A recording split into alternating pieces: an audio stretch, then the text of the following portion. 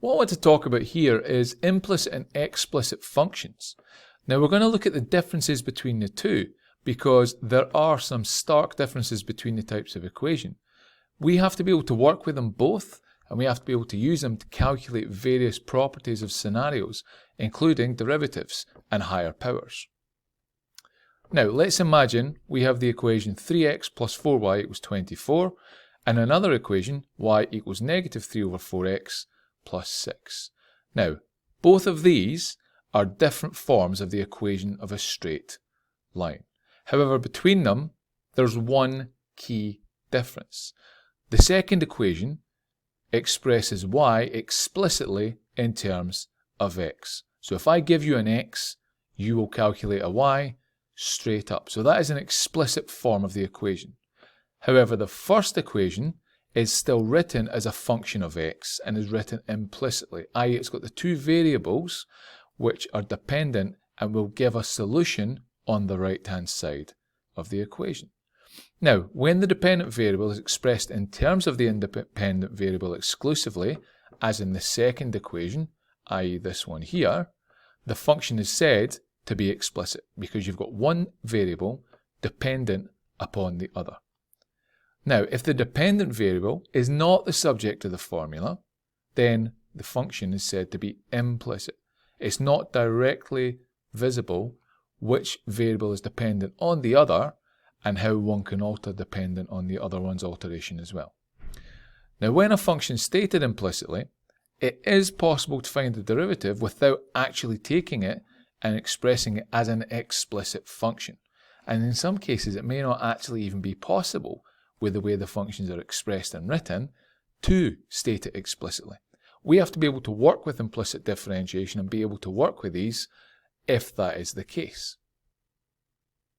So let's imagine we've got a curve with the equation x cubed minus xy plus y squared equals 1, and the question I want you to do is express dy by dx in terms of x and y. Now the first thing you might think is to take it and write it explicitly in the format y equals something. However, if you look at the way this is written, I can take the x cubed across here no problem.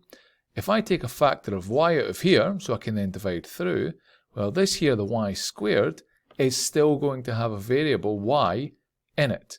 There is no way that I can explicitly express that in the format y equals. So what I have to do is use implicit differentiation. Now, the way this works is you start on the left and you work your way along. Kind of the same principle as you would for normal differentiation. However, we know that in this scenario, y is dependent upon x, i.e. y equals some function y of x. And we have to bear that in mind when we are working our way along with this. We don't know what that function is, so we can't directly calculate it. So we're going to include some format of dy by dx within it. Now it's actually fairly straightforward when you see it and when you start doing a couple of examples of it. So if I start to do it for this one, I'm going to work from left to right, taking the derivative with respect to x of each term as I go. So if I take the derivative of x cubed with respect to x, I get 3x squared. Now this one here, I've got x times y. So essentially, I've got some function of x, well, quite simply x, times another function of x, which is my y of x here. So I've got two functions multiplied together. So in this case, I'm going to have to use the product rule. So derivative of the first times the second plus derivative of the second times the first. So in this case, I'm going to have negative y. I'm then going to have minus x times the derivative of y, which is given as dy by dx. So derivative of whatever the function of y is with respect to x. I've then got a plus because I'm going into my last term here, and I'm going to use the same rules as I normally would. So I'm going to bring the power down and I have 2y, and I'm going to multiply it by whatever the derivative of y is, dy by dx. Same principle as the chain rule when we covered that earlier on. I'm then going to do equals, and I take the derivative of the right hand side with respect to x. Well, it's 1, so derivative of that with respect to x is 0. What I now want to do is I want to express dy by dx in terms of x and y. So I'm going to get every term that does not have a dy by dx in it across this side. And then what I've got to do is sort what's left here by factorising out the dy by dx and then sticking what's left across if I can. That way, I'll have a final solution that's dy by dx equals. So what I'm going to do, I'm going to start by shifting these two across. So I'll then have minus x dy by dx plus 2y dy by dx left on this side. And that's going to equal y minus 3x squared. What I'm now going to do is the left-hand side, I'm going to take a common factor of dy by dx out of both terms. And what I've then got is dy by dx times 2y minus x is equal to y minus 3x squared. So if I now divide through by this bracket and shift it across to this side, I'll end up with something written so that I've got dy by dx equals. So I'll have it written in terms of x and y, but it's explicitly stated for dy by dx. So I know in this case dy by dx is going to equal y minus 3x squared all over 2y minus x. So there you go, I've got dy by dx of that function. Now, if it wanted me to calculate, for example, the gradient of a curve at a set point, and I had dy by dx in this format, if I took that point and substituted it into here, I'd be able to calculate that gradient. So we can still utilize it, we can use it, and it's still got applications. The difference is our original equation just wasn't stated explicitly in terms of x. So let's have a look at one of these. So let's imagine I want to find the gradient of the tangent at A, which I'm giving you as 3, negative 4, to a circle with equation x squared plus y squared equals 25. Now I could think about rearranging all of this and trying to state it in terms of y equals. However, the easier way to do it is to do implicit differentiation, substitute the point in, and then rearrange it from there, because by that point I'll have just values in, so it'll be much easier to be able to manipulate.